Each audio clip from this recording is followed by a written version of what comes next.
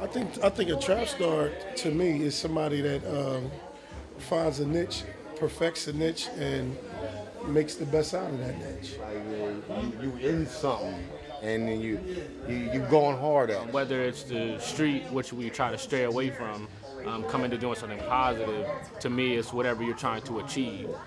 But what is a trap star?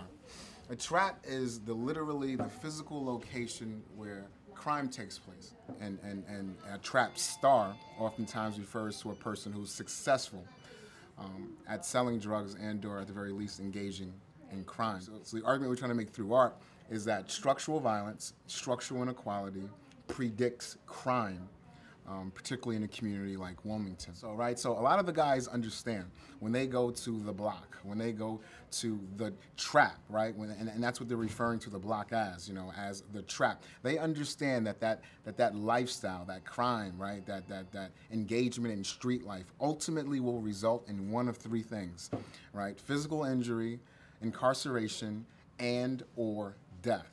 And that's why they refer to the block, right, where they're selling drugs at, as the trap. It's interesting through the Creative Vision Factory and the work that we're doing with artists on this larger behavioral health spectrum, they too are really identifying with the trap.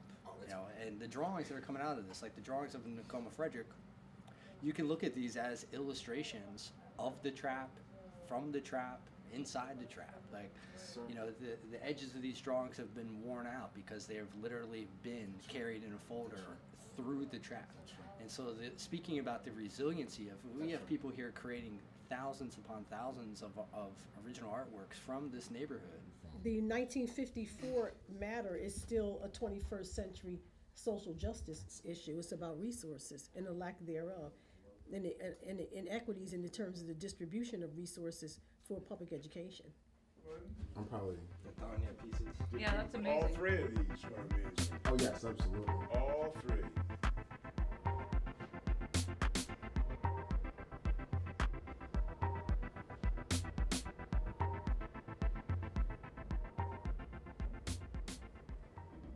You just see an outpouring of Yes. artwork from the community, and that makes a strong impact when it's, you know, incorporated into an exhibition. It certainly is visually striking, and we definitely want to reflect the fact that street art doesn't just exist in small microcosms. It's widespread. It's throughout Wilmington, and this community really came out and showed that it was receptive to this type of exhibition.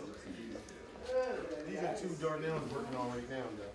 We got Elijah Muhammad, man. Oh, man. And this is the boxer.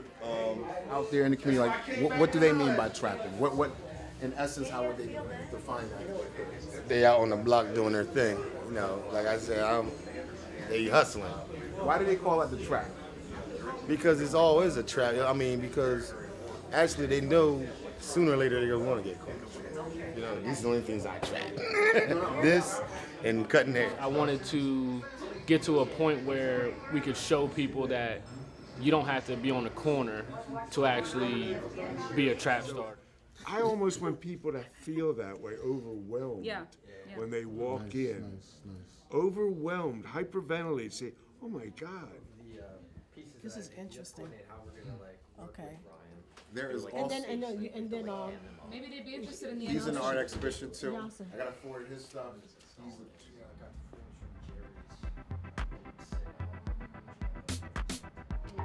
of riffing off like the two on the bottom left are by Alex Trap Stars, the exhibition.